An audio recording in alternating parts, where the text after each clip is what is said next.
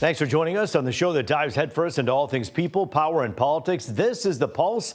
I'm Root Raj. We're glad you made us your home for unbiased political news. More of you are turning to us every single night, and we notice, whether on television or streaming. So one of the big reasons is because you don't know what's true and what's out on that phone. So toss that phone aside and let's get rolling right now. The Trump administration restores billions of education dollars after several states sue to get it back. We're getting a reaction tonight from a Democrat and a Republican you know well. It is the Perry and Sherry show as they debate that and the biggest headlines making news today. And speaking of debates, the one about flag burning is front and center after President Trump signs an executive order to prosecute people who burn Old Glory. That's despite the Supreme Court saying it's a protest protected by the First Amendment. We're talking to an attorney about the court battle that will no doubt come from this. We'll get to all of that in just a second here, but right now we want to roll through some of the big stories making news right now. We begin with this: the horrific mass shooting at a Minneapolis Catholic school. 2 kids killed, 15 children and 3 adults hurt. The 2 children who lost their lives just 8 and 10 years old at Annunciation Catholic Church. We're hearing from the father of one of those children as he deals with this unspeakable tragedy. A coward decided to take our 8-year-old son Fletcher away from us. Because of their actions, we will never be allowed to hold him, talk to him, play with him, and watch him grow into the wonderful young man he was on the path to becoming. Fletcher loved his family, friends, fishing, cooking, and any sport that he was allowed to play. While the hole in our hearts and lives will never be filled, I hope that in time our family can find healing. I pray that the other victim's family can find some semblance of the same. Imagine the courage that it takes for a father like that to speak just so soon after that tragedy. The gunman, who we choose not to identify on this program, we'll just say he died by suicide. And as investigators try to figure out why this happened, we're learning the killer had a fascination with mass shootings, according to writings that he briefly posted online, writings that were taken down and are now being examined. If you missed our special edition of last night's Pulse, we talked to a developmental psychologist about how you can really talk about tragedies like this with your children, plus how we can secure places of worship and be more tolerant to people with views that are different than us. If you want to watch that show, just scan that QR code right there at the bottom of your screen. There's really no easy way to transition from a story like that to anything else, but we do have a number of other big political stories we want to run through right now on The Pulse. The CDC's director is out after less than a month on the job. A spokesperson says Susan Monarez isn't aligned with President Trump's agenda and refused to resign, so the White House fired her. Her lawyer says she refused to sign off on what they call unscientific and reckless directives and fired dedicated health experts. But they added she has neither resigned nor been told she's fired. Monarez is the shortest serving director in the CDC's history. The man wrongfully deported to El Salvador earlier this year is seeking asylum in the U.S. again. Kilmar Abrego Garcia is detained by ICE after being released from jail while awaiting trial on human smuggling charges. Abrego Garcia tried for asylum in 2019, but that was denied. The Trump administration claims he's a gang member and wants to deport him to Uganda. His lawyers say there's no evidence of those allegations. If the request is approved, it could provide a green card and path to citizenship. But his immigration petition would need to go through the immigration court system, which is an arm of the Justice Department. And the controversial alligator Alcatraz used to detain immigrants in the Florida Everglades will likely be empty in just a matter of a few days. That's despite Florida Governor Ron DeSantis fighting a ruling to shut it down. The deadline for that closure is late October. At one point, it held nearly 1,000 detainees, but a Florida congressman said he was told there were just over 300 there last week. A lawsuit claimed there were severe problems at the facility, like worms turning up in food, toilets that didn't flush, and mosquitoes and insects everywhere. Well, it's been a month and a half since President Trump's budget bill was signed into law, and something we're still waiting to see the full fallout from are those cuts to Medicaid and SNAP programs. It's put the health care for millions at risk, but experts say there's something else they're concerned about. We're talking about care for people battling addiction. But those who are looking for treatment or people already in recovery. Experts say if people lose their Medicaid benefits, it could send the cost for care sky high, and that could put life-saving treatment out of reach. We talked to Justin Todd, the co-founder of addictionresource.net, about this possibility.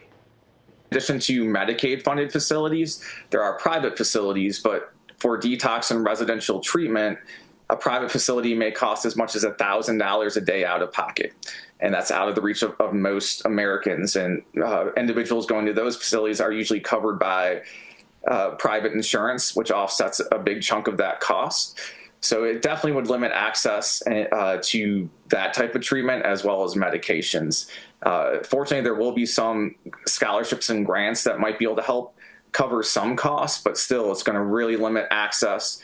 And unfortunately, access has already been very limited to those with Medicaid in terms of the number of beds available in our state already. So individuals are used to waiting lists to go into treatment. So it's just not a good situation. Todd also tells us that access could be the difference between life and death for some people. We also asked him what people can do moving forward. You can reach out to your congressman and express outrage, try and do everything you can to make sure that you continue to qualify for benefits. A lot of individuals probably do qualify and don't go through the proper process of making sure that their insurance is renewed and they stay on that. If you do lose insurance, making sure that you reach out to local resources. My website, addictionresource.net, has a ton of resources for low-cost treatment options, finding scholarships, figuring out what type of treatment to go to, just a starting point.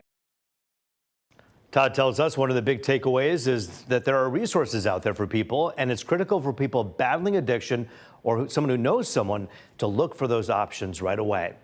Billions in educational funds are released by the Trump administration after several states file suit. Next on The Pulse, we're talking with a Democrat and Republican you know well about what this means for President Trump's powers. It's the Perry and Sherry Show next. You don't want to miss it here on The Pulse.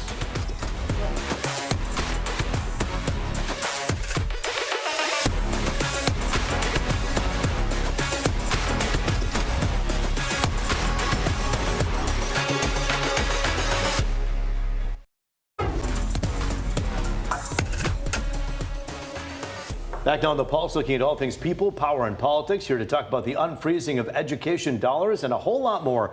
Former candidate for governor and president Perry Johnson and former Democratic State Representative Sherry Gidegnago, or as we like to call it, the Perry and Sherry Show. It's always good to have you both here on The Pulse. Thanks for joining us again. Good to be here. Good to be here. It's great to have you. All right, let's talk about this. So basically, kind of an about face by the Trump administration. They initially said, let's freeze close to $6 billion for education dollars, and suddenly they unfreeze that money and say, all right, that money needs to go. A lot of that money was going to after-school programs.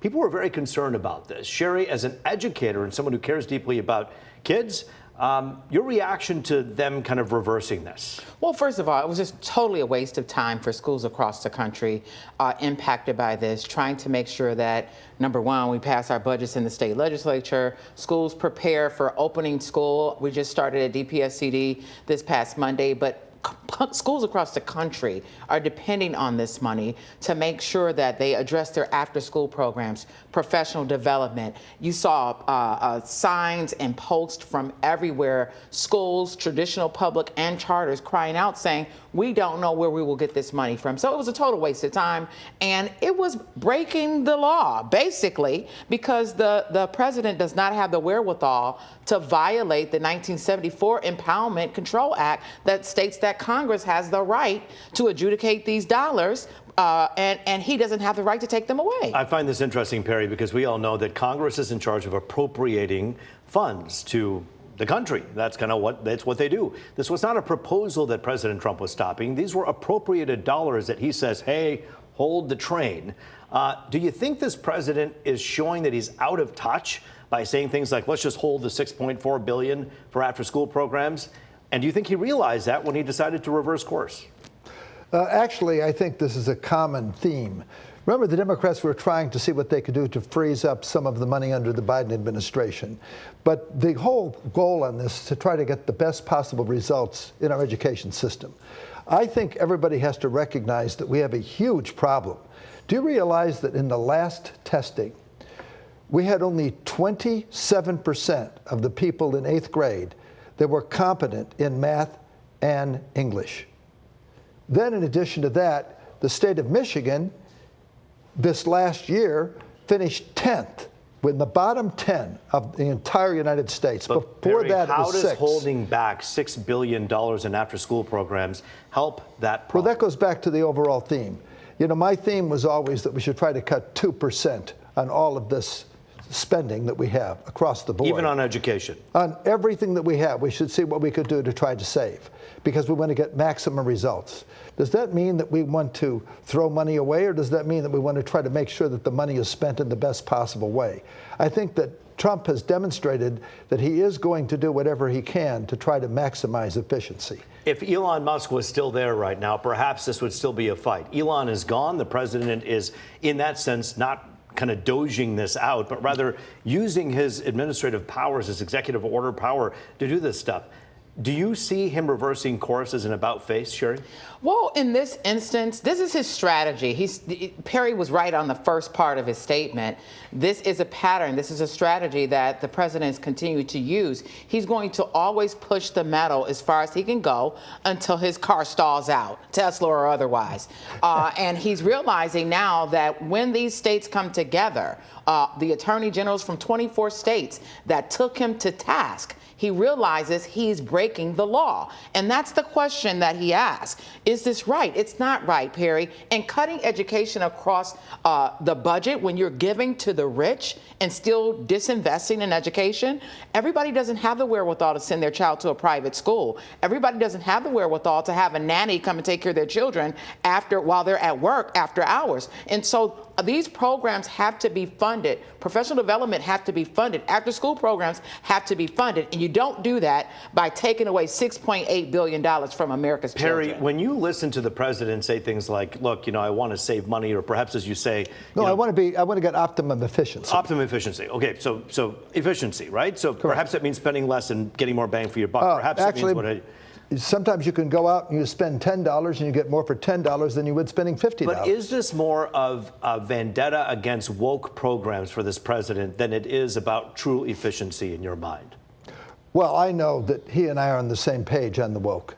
So whether or not he's trying to punish the woke programs, that is a different debate. He doesn't want people starving.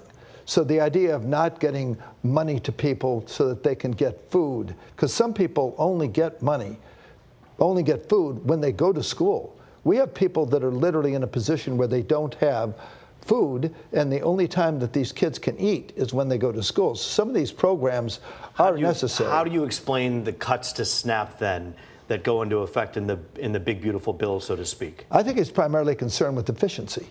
And he wants people to look at those dollars and realize that when you have money sent to them, they want to be optimizing every return we can get. It's always been my position, and I wrote about it in my book, that the government wastes money. Nobody is better at spending your money than the government. But do you cut SNAP programs and Medicaid benefits first and then find out, or do you take a look at this and maybe with a scalpel and not a blowtorch? I'm going to ask you this. You're married.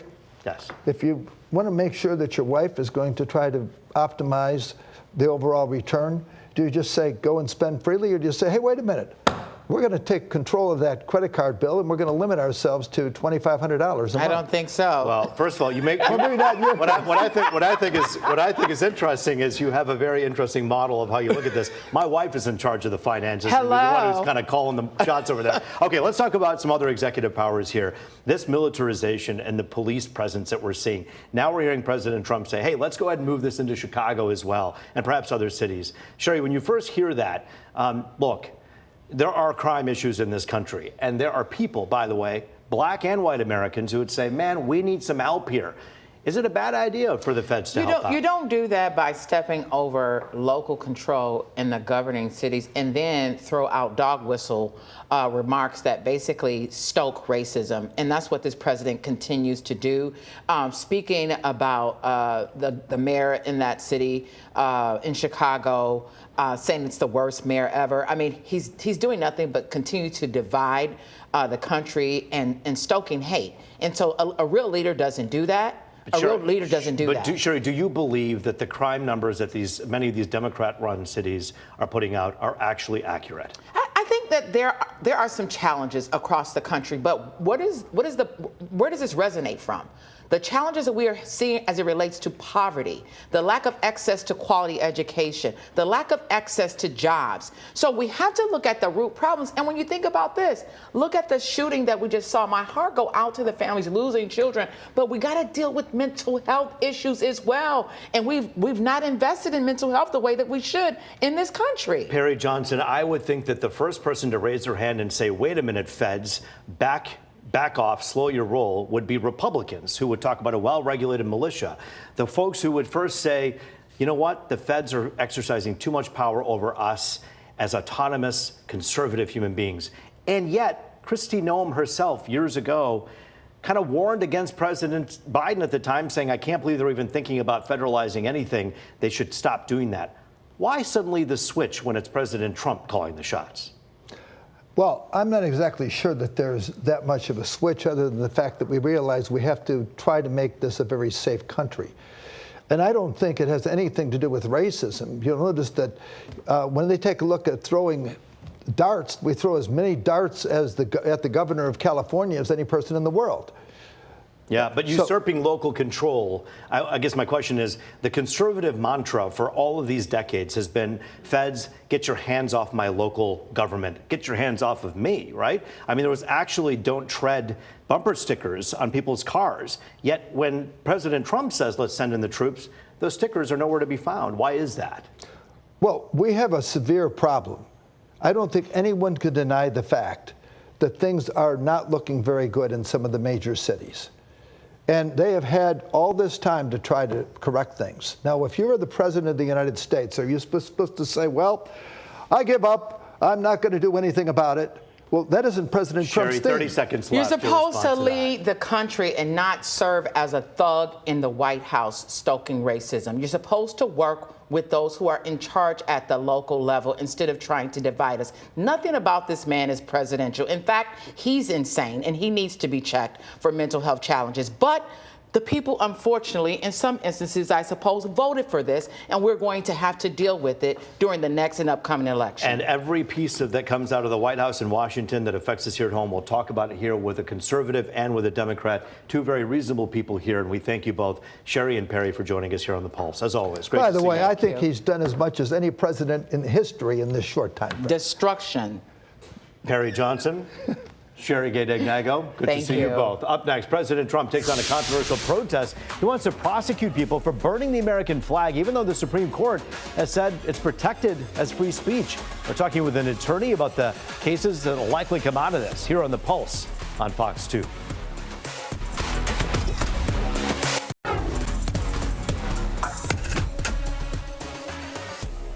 It is People, Power, and Politics. Welcome back to Detroit's only nightly political talk show. This is The Pulse. Joining us now to talk about President Trump's executive order to prosecute flag burning, civil rights attorney Sharif Akil. And it is so good to see you, Sharif. Thanks for joining us here again on The Pulse. Oh, thank you for having me. So let's talk about this. President Trump is testing his powers in a sense, pushing this executive order that essentially says, hey, you burn a flag, you spend a year in jail.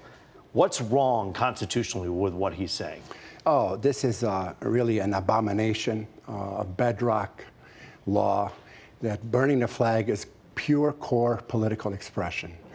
As abhorrent as it is, the symbolism of the flag is America's strength. Part of its strength is the First Amendment. And the First Amendment is not implemented to protect nice language or polite language like thank you or hello. It's intended to protect the most vile, offensive speech, and that is to avoid the suppression of minority dissent. So it is very important that we hold the line and make sure that the hardcore American First Amendment is intact. I like what you say, though, because even when we don't like it, because I don't know, I mean, I'm not afraid to share my opinion. I hate the idea of someone burning an American flag. I think it's awful because it's just so terrible because the flag represents so many other beautiful things.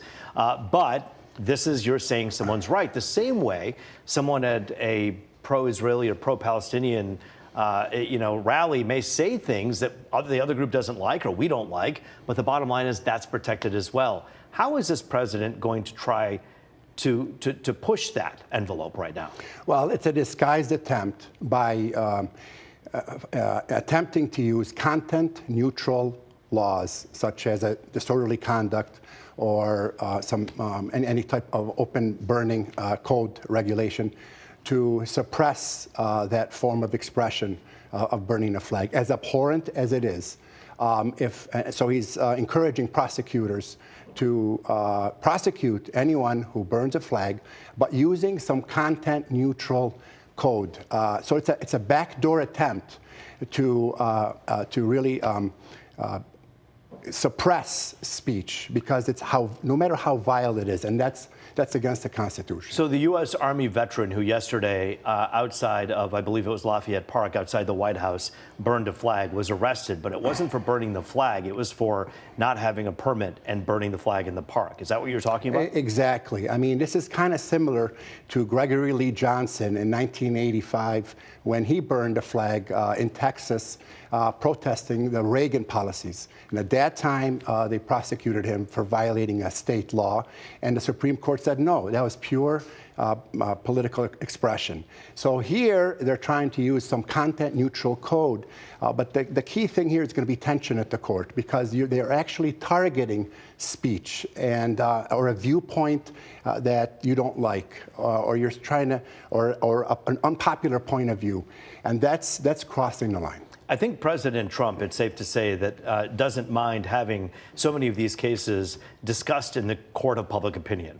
I'm sure the White House and President Trump are aware that shows like this across the country are taking on this issue. And perhaps that's the reason that he's pushing the envelope, is he wants people to be talking about something that he thinks is abhorrent, which is burning the flag. Would you agree? Yeah, I agree. But people also need to be reminded, and they're going to be reminded, and Americans will be reminded of their history. I mean, when the Founding Fathers fled the British rule under George III, the first thing they passed, it wasn't the right to bear arms. It wasn't the right to be free from unreasonable search and seizure. It wasn't the right to have a trial or due process. It was First Amendment, the right to speak, the right to be able to assemble, and the right to have the press. And that's fundamental right that every American has, and you can't touch it. I want to ask you about the guardrails. We often talk about the guardrails with this administration as whether you like it or not, the president keeps pushing the envelope with this. Do you believe the guardrails are firmly in place with attorneys general and federal courts across the country? I think, well, from attorney generals or lawyers in general, they're the foot soldiers of the Constitution, and they are there to protect the rights of every American. Is it working? Well, the checks and balances are there, and that's the beauty of America. You have three equal powers of branches, and they are to check each other. You know what? This is such an important conversation, one that begins tonight. We'll continue, of course, with you as we talk about this in the days and weeks to come. Sharif Akil, civil rights attorney. Great to see you here tonight on The Pulse. Thank you. Thanks for being with us. That is The Pulse for tonight. Thanks so much for joining us at home. I'm Roop Raj. As always, it was great to be with you.